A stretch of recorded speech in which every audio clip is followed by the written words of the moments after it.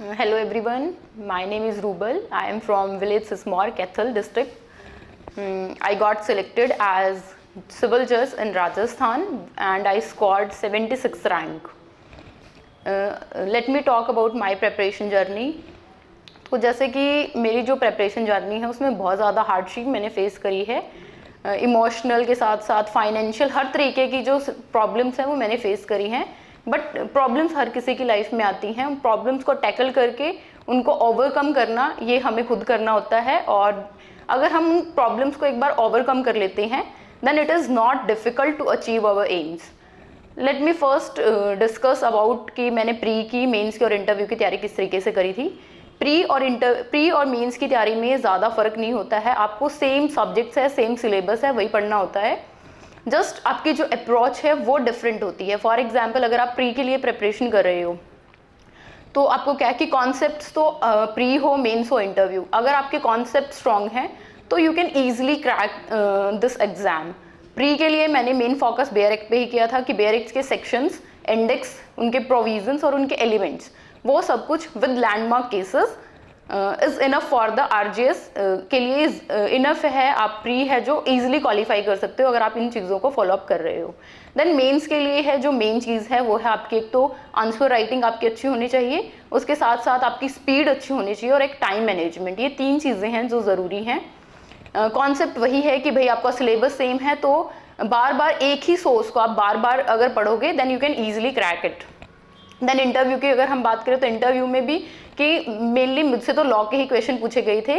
जो मेरा इंटरव्यू हुआ था उसमें लॉ के क्वेश्चन थे. उसमें हमारे कॉन्स्टिट्यूशन से भी, टीपीए से, कॉन्ट्रैक्ट से, स्पेसिफिक रिलीफ एक्ट से, एविडेंस से, सीआरपी से, सब जगह से मुझसे क्वेश्चन पूछे गए थे.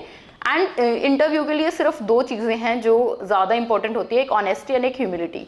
अगर ये दोनों चीज़ें हैं कि आप ऑनेस्टली उनको आंसर कर रहे हो, अगर आपको कोई आंसर नहीं भी आता तो अगर उसको एक पोलाइट मैनर में आप उनको बता रहे हैं कि sir sorry I am not aware about it, I will surely read about it, तो इस तरीके से आप उन जो कोई डिफ़िकल्ट क्वेश्चन अगर आ जाते हैं तो उनको टैकल कर सकते हो. देन अगर हम बात करें कि मैंने किस तरीके से, कहाँ से, कौन सा सोर्स मैंने है जो वो फॉलोअप किया था. मैंने अपने जो फाइनल ईयर है वह उसमें जो मेरा ग्रेजुएशन का फाइनल ईयर है उसमें मैंने जो कोचिंग है वो ज्वाइन करी थी कौटिल्य लॉ इंस्टीट्यूट रोहतक. यहाँ से मैंने जो अपनी प्रिपरेशन है वो 1 साल तक मेरी कोचिंग चली थी और उसके साथ ही मैंने प्री और मेंस दोनों की तैयारी है जो साथ साथ की थी.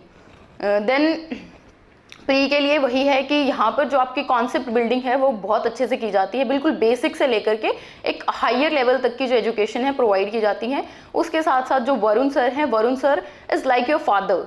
वो आपको हर आपके बड़े भाई, फादर फिगर आपके लिए होते हैं. हर स्टेप पे वो आपको हेल्प करते हैं, मोटिवेट करते हैं. कई बार ये होता है कि हमारा पढ़ने का मन नहीं होता या फिर हम मतलब अपनी जो लाइन है उससे भटक जाते हैं.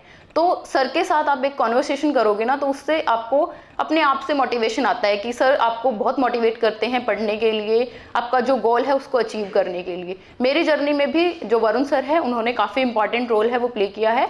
इवन कि लाइक मेरी जो कोचिंग है वो कंप्लीट होगी तो उसके बाद भी sir is in contact with me. तो वो प्री से पहले, मेन से पहले, इंटरव्यू से पहले उन्होंने मेरे पास कॉल करके मुझे गाइड किया कि इस तरीके से आपको नर्वस नहीं होना है, किस तरीके से आपको मेंस को किस तरीके से आपको अटेम्प्ट करना है, वो सब कुछ सर ने मुझे बताया था.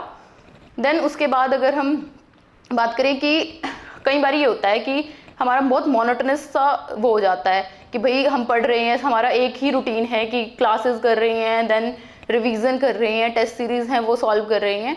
तो कई बार हमारा पढ़ने का मन नहीं करता, लेकिन फिर भी अपने आप को हमें क्या है कि वो एनर्जी है जो सेम लेवल की, जो फर्स्ट डे जब हम कोई भी कोचिंग ज्वाइन कर रहे हैं या प्रिपरेशन शुरू कर रहे हैं तो जो हमारा एंथुजियाज्म, जो एनर्जी फर्स्ट डे होती है वो अगर हम थ्रू आउट जर्नी है वो अगर मेंटेन करके रखें then only it is possible to crack it. और ये कोई डिफ़िकल्ट नहीं है, डूएबल है, हम ईजिली इसको कर सकते हैं. बस हमको क्या करना है, हार्ड वर्क करना है, कंसिस्टेंसी मेंटेन करके रखनी है and be true to yourself. कि जैसे अगर आपने शॉर्ट कोई टारगेट है वो फिक्स किए है कि लाइक आज मैंने टाइम डिक्लेरेशन, रेस जुडिकाटा ये कंप्लीट करना है. छोटे छोटे टारगेट्स अगर आप लेके चलते हो, उनको कंप्लीट करते हो then it is easy to achieve the biggest target की जो हमारा गोल होता है, तो हम उसको अचीव कर सकते हैं.